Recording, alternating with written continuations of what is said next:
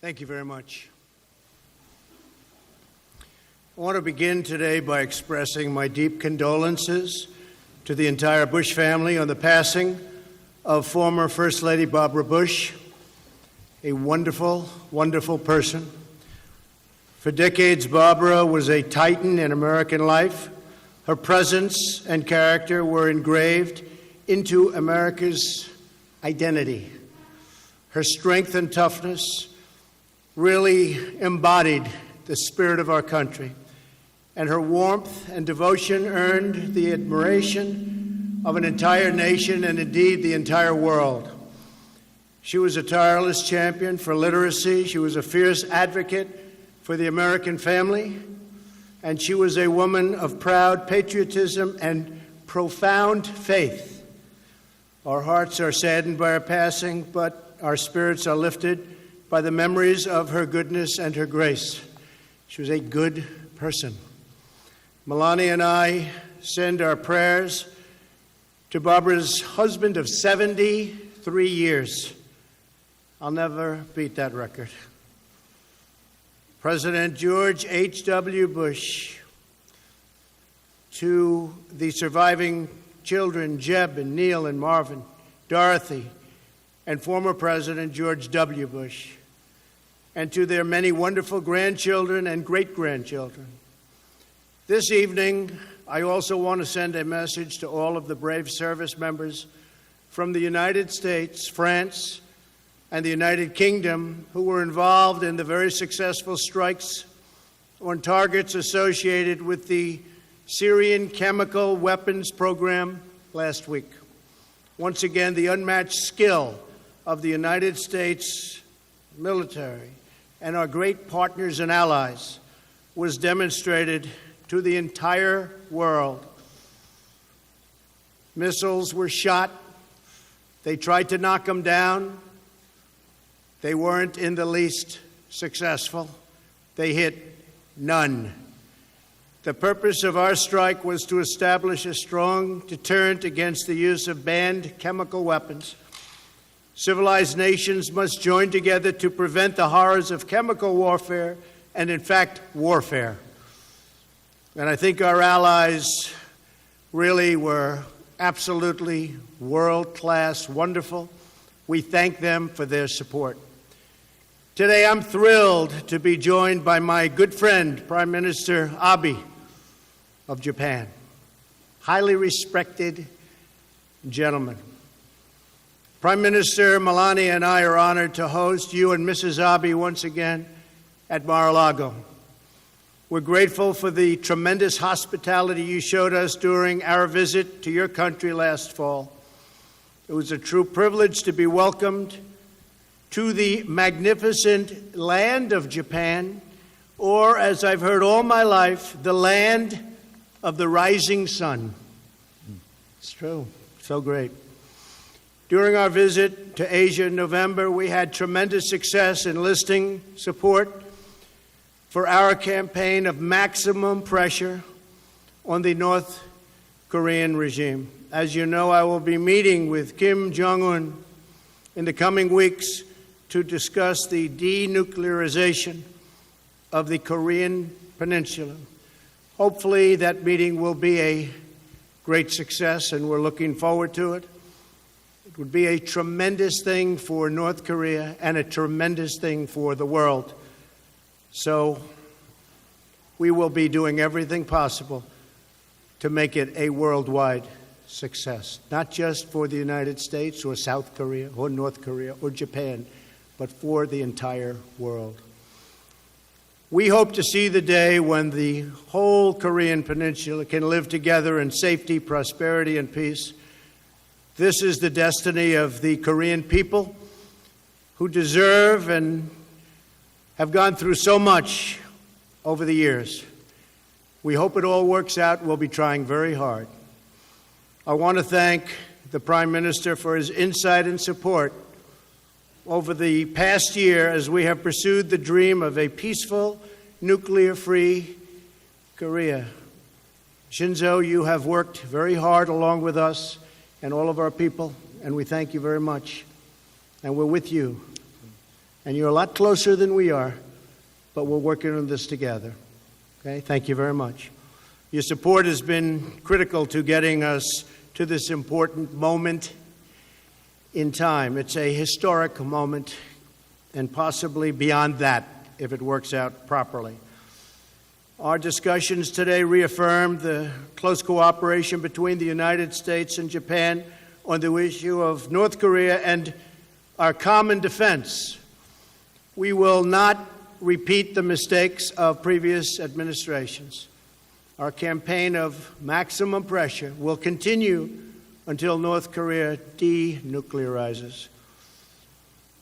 We have great respect for many aspects of what they're doing, but we have to get it together. We have to end nuclear weapons, ideally in all parts of the world. That would be a goal for all of us to hope for and to cherish. As I've said before, there is a bright path available to North Korea when it achieves denuclearization in a complete and verifiable and irreversible way. It will be a great day for them. It will be a great day for the world.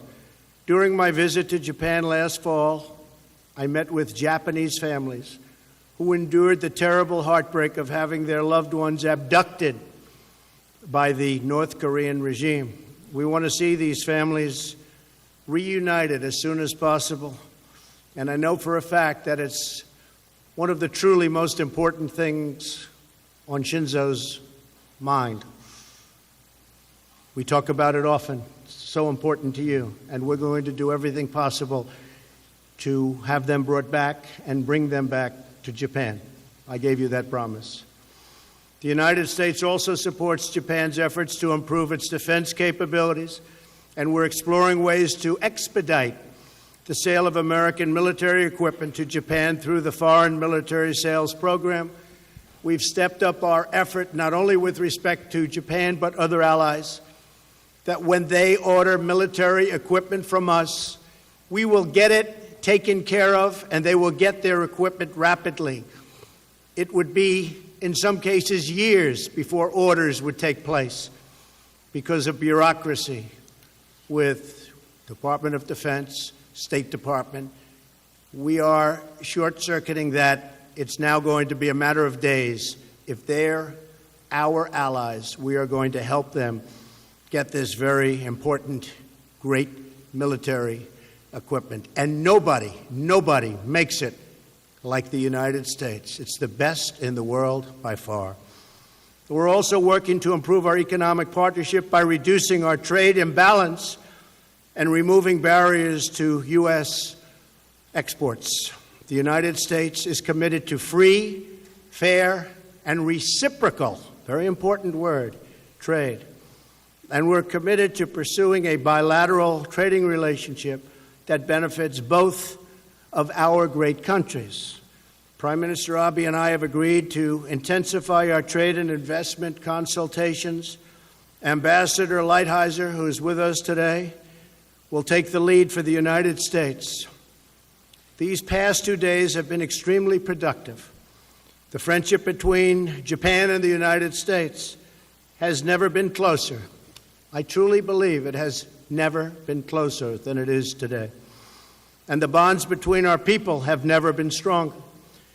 In the months ahead, we will rely on this great friendship as we face an array of old challenges and new opportunities, and we will face them together. We will work closely on trade. We will do something having to do with the imbalance that frankly should have been done for years and years and years. Mr. Prime Minister, I want to thank you again for traveling to Mar-a-Lago for these important discussions and meetings. It's been a true honor to welcome you here and to work with you toward greater security, prosperity, and peace for our two truly great and wonderful nations. And thank you for being here, Shinzo. Thank you. Thank you very much.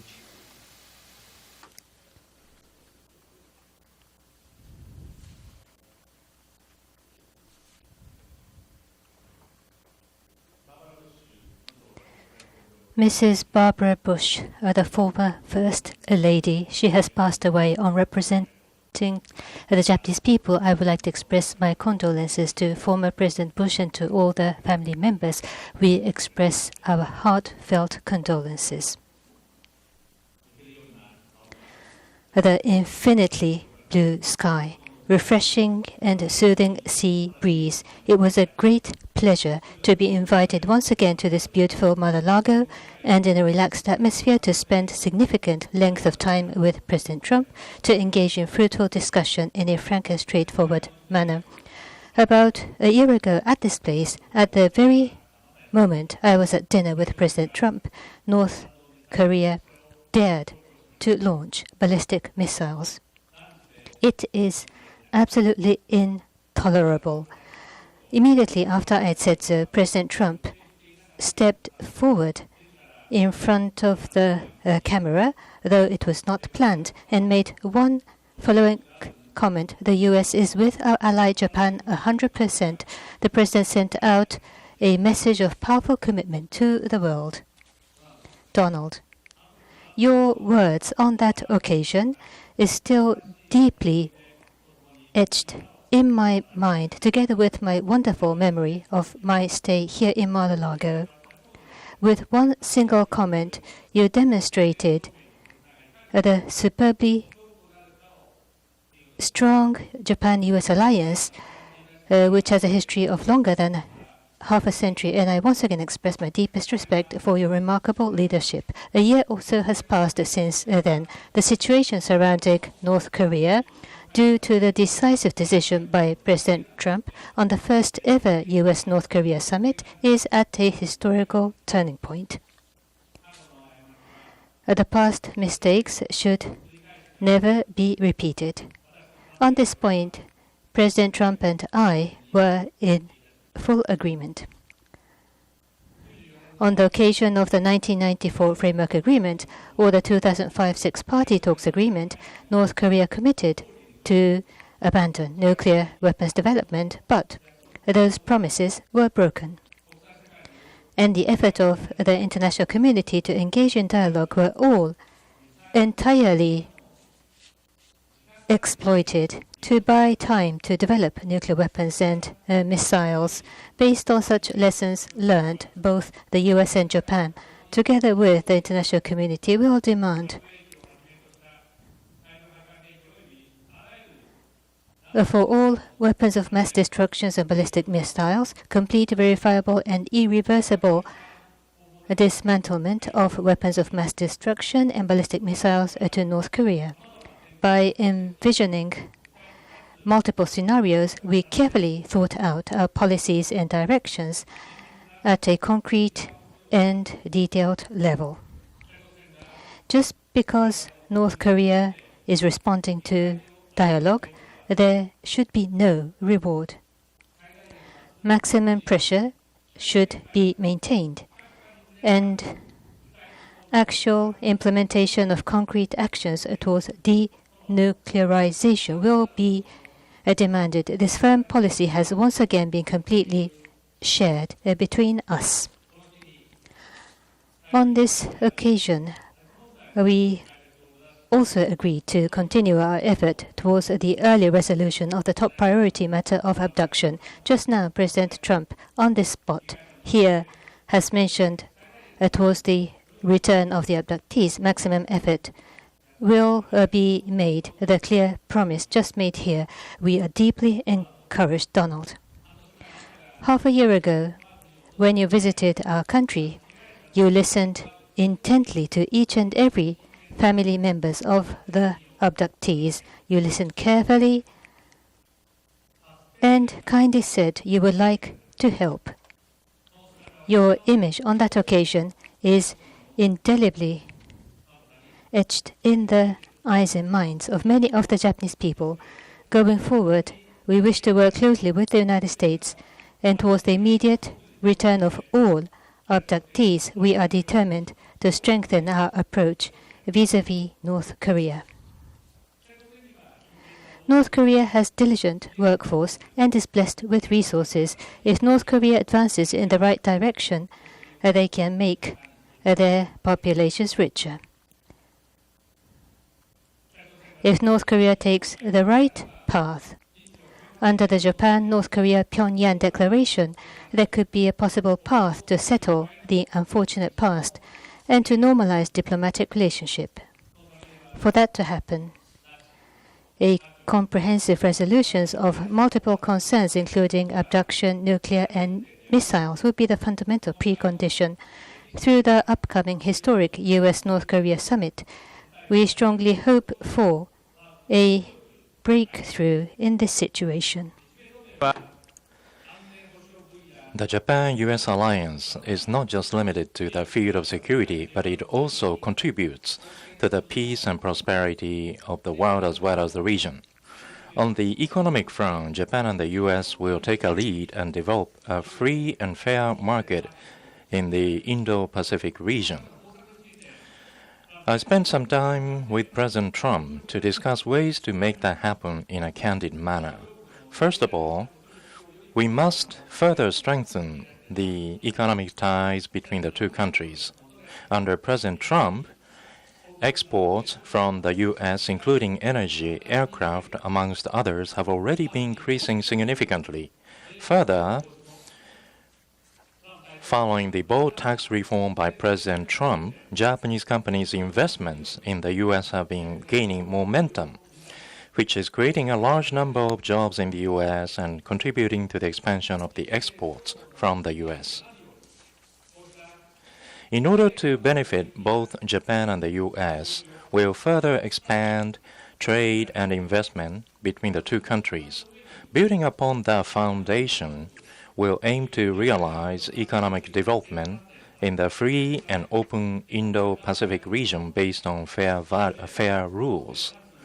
To make that happen, at this time, President Trump and I agreed to start talks for free, fair, and reciprocal trade deals. And Minister Motegi will be responsible for these talks on the side of Japan. Minister Motegi and U.S. Trade Representative Lighthizer, I hope we'll have a very fruitful discussions. Over the last 2 days, President Trump and I have spent more than 7 hours together over meals and playing golf, while at the same time we were able to hold extremely fulfilling talks in a relaxing atmosphere.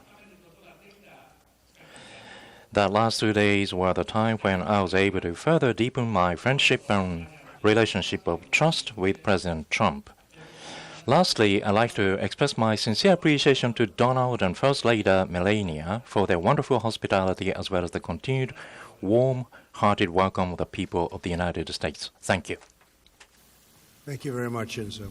Appreciate it. Questions? Mark Landler. Mark.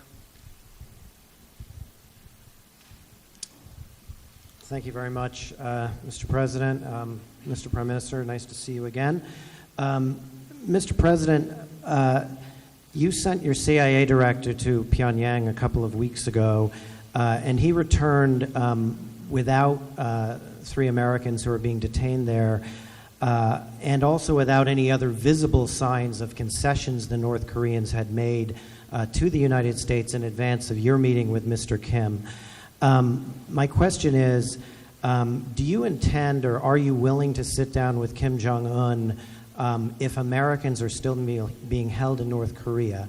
And will you insist on other tangible concessions from the North Koreans in return for gestures like sending a potential future Secretary of State to North Korea? And from the Prime Minister, if I may, you a moment ago alluded to new trade talks between your minister and Mr. Lighthizer. Should we interpret that to mean that you are now open to negotiating a bilateral trade deal between the United States and Japan? And then a second question, Japan is the only major American ally that was not exempted from the steel tariffs. Did you ask the President to exempt Japan, and if so, how did he reply? Thank you, Mark, very much. The fact is that they do have 3 prisoners. We have been talking about them. We're negotiating now. We are doing our very best. As you know, they've been there a long time. And It's harsh treatment. We fought very hard to get Otto Warmbier back, and when we came back, he was in very, very bad condition. It was a very sad event. We are likewise fighting very diligently to get the 3 American citizens back. I think there's a good chance of doing it. We're having very good dialogue. We will keep you informed, but we are in there, and we are working very hard on that. We have come a long way with North Korea. We were, as you know, and when I say we, for many years they've been talking to North Korea, and nothing's happened. This should have been taken care of by past administrations when they were not nearly so far along. But we put unbelievably powerful sanctions on and many other things. I want to thank publicly President Xi of China, who has done more for us than he's done for any other administration or than any leader of China has done for any president or administration. He has clogged up the border, as you know, and he's done it very, very powerfully.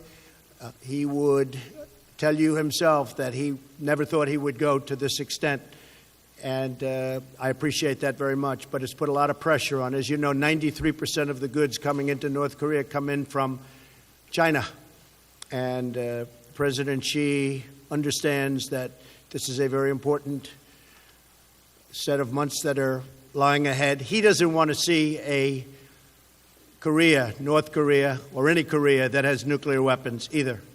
So he's also fighting for China when it comes to this. But he has been terrific. Can he be better? I always say, yes, he can be better. I said, President, you've been great. Can you be better? Yes. But he's been very good, and it's had a big impact, and what we've done has had a big impact. So we've never been in a position like this with that regime, whether it's father, grandfather, or son, and I hope to have a very successful meeting. If we don't think it's going to be successful, Mark, we won't have it. We won't have it. If I think that it's a meeting that is not going to be fruitful, we're not going to go. If the meeting, when I'm there, is not fruitful, I will respectfully leave the meeting, and we'll continue what we're doing or whatever it is that we'll continue, but something will happen. So I like always remaining flexible, and will remain flexible here. I've gotten it to this point. President Moon of South Korea was very generous when he said if it weren't for Donald Trump, the Olympics would have been a total failure. It was my involvement and the involvement of our great country that made the Olympics a very successful Olympics. If you look at ticket sales prior to what took place with respect to North Korea, it was going to be a big problem, and it turned out to be a very successful Olympics. So we've gotten us here, and I think we're going to be successful. But if for any reason I feel we're not, we end. Okay? Thank you, Mark.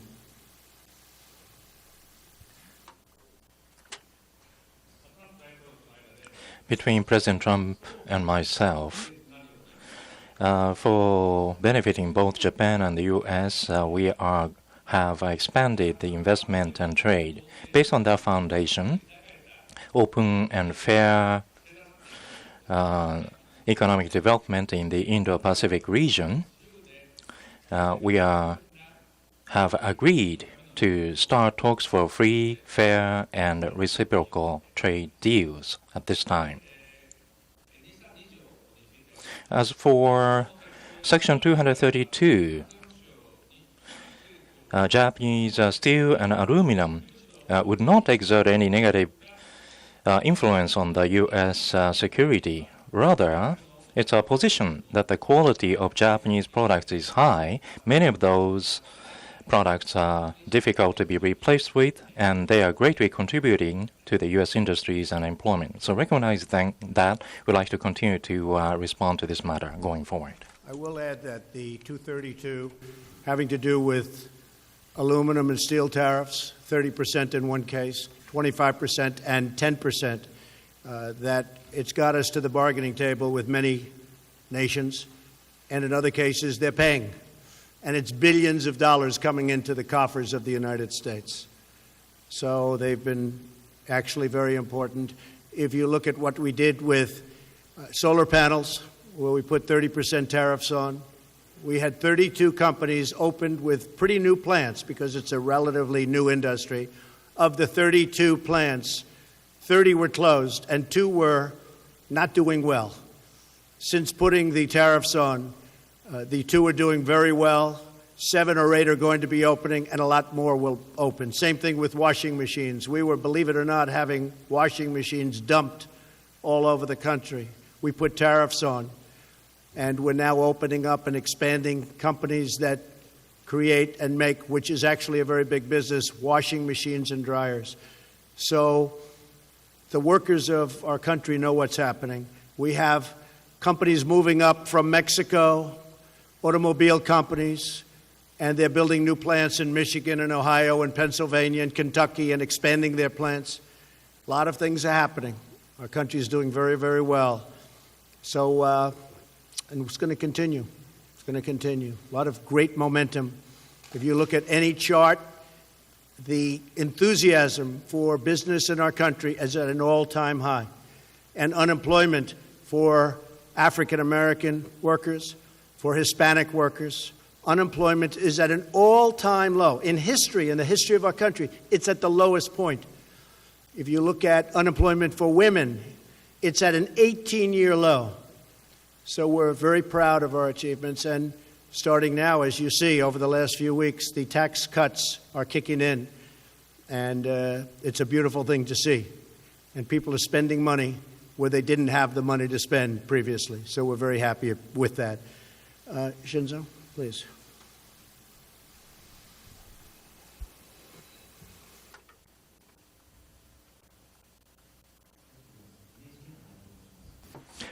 I'm Harao of NHK. I'd like to ask questions about how to handle North Korean issues. Prime Minister Abe, the coordination for holding summits between the South Korea and North Korea, as well as between the U.S. and North Korea, is underway. There is a concern in Japan that Japan may be left behind. So how are you going to proceed with dialogue with North Korea? President Trump, you talked about the abduction issue. Are you going to consider the nuclear weapons disarmament the same level as abduction issue? Well, maybe I'll go first. Abduction is a very important issue for me because it's very important to your Prime Minister. I will tell you that we were having dinner last night, and he started talking about abduction and how horrible it was. And his level of enthusiasm was unbelievable. And I said to him right then and there last night at the table, I said, we will work very hard on that issue, and we will try and bring those folks back home. Very, very hard.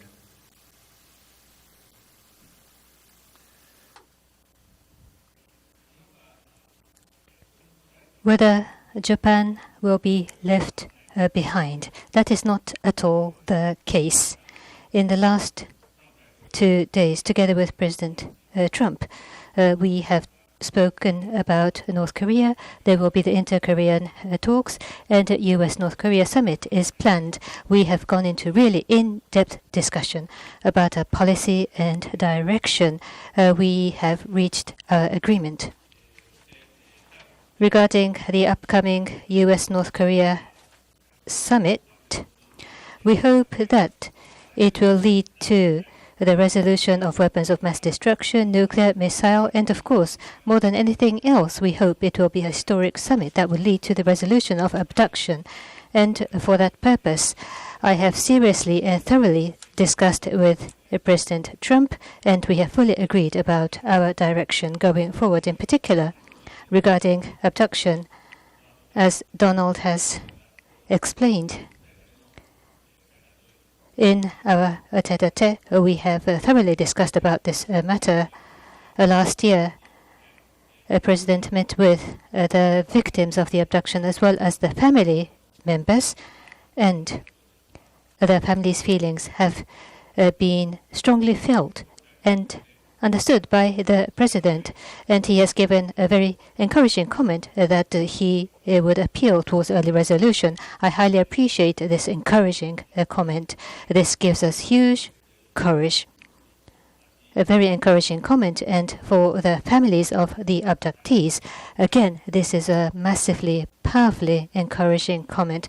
And therefore, going forward between Japan and U.S. or between the trilateral of Japan, U.S. and South Korea, we will cooperate closely and do our utmost to resolve the issues of North Korea, including abduction, nuclear missile. And we will be very loyal to Japan. Thank you. Jennifer Jacobs.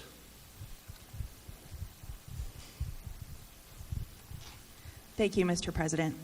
On the Mueller probe, have you concluded that it's not worth the political fallout to remove either Special Counsel Mueller or Deputy Attorney General Rosenstein?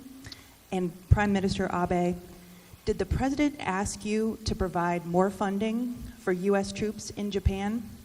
And what agreement did you reach here in Florida on buying more military equipment from the U.S.? Jennifer, I can say this, that there was no collusion, and that's been so found, as you know, by the House Intelligence Committee. There's no collusion. There was no collusion with Russia other than by the Democrats, or as I call them, the obstructionists, because they truly are obstructionists. So we are giving tremendous amounts of paper. This was really a hoax created largely by the Democrats as a way of softening the blow of a loss, which is a loss that, frankly, they shouldn't have had from the standpoint that it's very easy for them. They have a tremendous advantage in the Electoral College, and this is what it is, and this is where it came from. You look at the kind of money that was paid. Probably some went to Russia. You look at Podesta having a company in Russia where nothing happened and people don't talk about it. You look at the fact that their server, the DNC server, was never gotten by the FBI. Why did the FBI take it? The FBI takes what they want. They go in, they wouldn't get the server. This is a hoax. As far as the investigation, nobody has ever been more transparent than I have instructed our lawyers. Be totally transparent. I believe we've given them 1.4 million pages of documents, if you can believe this, and haven't used, that I know of, or for the most part, presidential powers or privilege. So we are hopefully coming to the end. It is a bad thing for our country, very, very bad thing for our country. But there has been no collusion. They won't find any collusion. It doesn't exist. As far as the two gentlemen you told me about, they've been saying, I'm going to get rid of them for the last 3 months, 4 months, 5 months, and they're still here. So we want to get the investigation over with, done with, put it behind us, and we have to get back to business with negotiating with this gentleman and plenty of others. But this gentleman is a very tough negotiator, and we have to focus on that. Thank you very much. Regarding the U.S. forces' expenses, the U.S. forces in Japan, the safety and security of Japan, and the peace and stability of the Far East is being maintained. And for the forward deployment strategy of the United States in the Asia-Pacific, in terms of the presence in Japan is very meaningful and significant. In the case of Japan, across the world, in terms of paying for the expenses, Japan accounts for the largest percentage of stationing compared to other countries, and the President understands very well.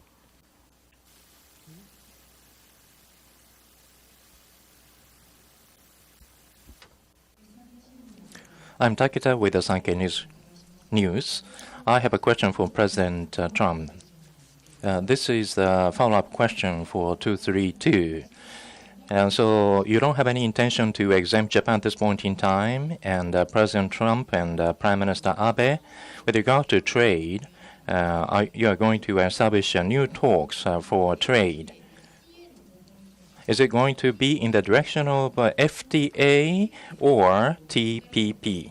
So I'd like to hear the views from both of you. So this time between President Trump, talks for free, fair, and reciprocal trade deals to initiate that has been agreed. As for this talk, Minister Motegi and Ambassador Lighthizer, USTR, will be the representative, and Mr. Aso and Vice President Pence's U.S.-Japan economic dialogue, they will be receiving the report of these talks. As for these talks, so that it will be the interest of both of the countries, the investment and trade between the two countries will be expanded, and we are going to realize a free and open Indo-Pacific economic growth. So on the U.S. side, that they are interested in a bilateral deal, we are aware of that. But at any rate, our country's position is that TPP is the best for both of the countries. And based on that position, we shall be dealing with the talks. Thank you very much. The United States has a massive trade deficit with Japan. It's anywhere from $69 billion to $100 billion a year. That's massive by any standpoint. We are doing 232 on steel and aluminum. And if we can come to an arrangement on a new deal between the United States and Japan, that would certainly be something we would discuss, aluminum tariffs and steel tariffs. And I would look forward to being able to, at some point in the future, take them off.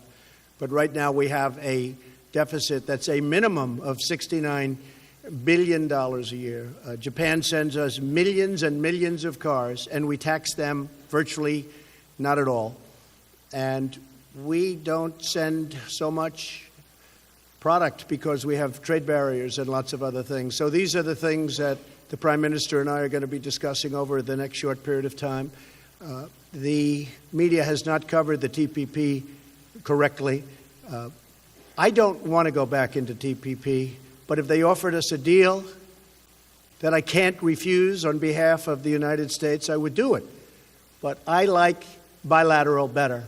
I think it's better for our country. I think it's better for our workers. And I much would prefer a bilateral deal, a deal directly with Japan. We already have a deal with 6 of the 11 nations in the TPP. So we already have trade deals, and the others we can make very easily. They're all calling, wanting to make a deal. But we think that's much better for us. So unless they offer us a deal that we cannot refuse, I would not go back into TPP. We'll see what happens. But in the meantime, we're negotiating, and what I really prefer is negotiating a one-on-one deal with Japan, and that's where we are right now. And I will say that the representatives who are sitting right here are extraordinarily competent and very tough, those representing Japan. And we will hopefully, in the not-too-distant future, have a very good deal, good for Japan and good for the United States. Okay? Thank you all very much. We appreciate it. Thank you. Thank you very much. Thank you. Thank you very much.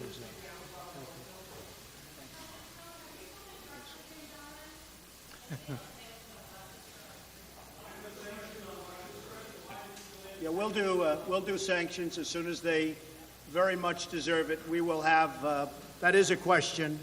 There has been nobody tougher on Russia than President Donald Trump. Between building up the military, between creating tremendous, vast amounts of oil, we raised billions and billions of dollars extra in NATO. We had a very, very severe, we were talking about it a little while, fight in Syria recently, a month ago, between our troops and Russian troops, and that's very sad. But many people died in that fight. There has been nobody tougher than me. With the media, no matter what I did, it's never tough enough, because that's their narrative. But Russia will tell you there has been nobody tougher than Donald Trump. And then the other night, we had a strike in Syria, which was absolute precision.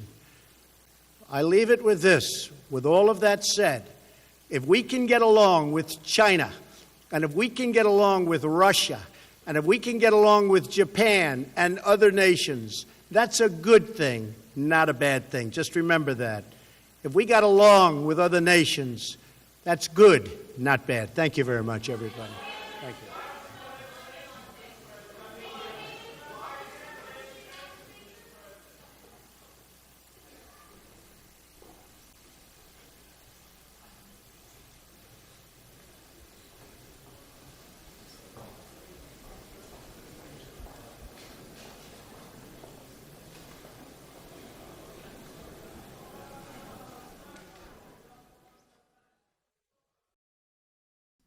All right, folks, thank you very much for joining us and choosing us as your stream of choice. Again, if you guys missed it, we are back.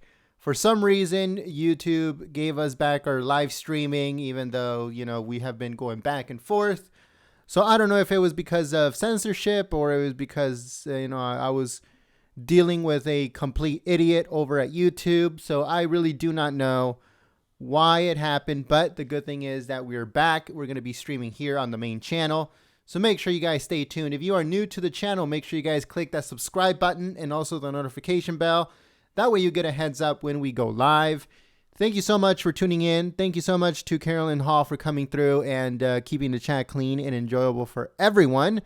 We hope that you guys join us tomorrow. I think there's going to be a live press briefing and another speech by President Trump. So make sure you guys join us tomorrow. If you guys haven't checked out our website, make sure you go over there to www.goldenstatetimes.com and you guys bookmark our website and also sign up to our newsletter. The link is in the description below. Thank you so much, everyone. I hope to see you guys here next time. If you are so inclined to help us out here at Golden State Times, the link is in the description below, or you can use Super Chat. All of that help makes us bigger and better, and it helps us expand. So thank you so much for all of your support. See you guys soon. Peace.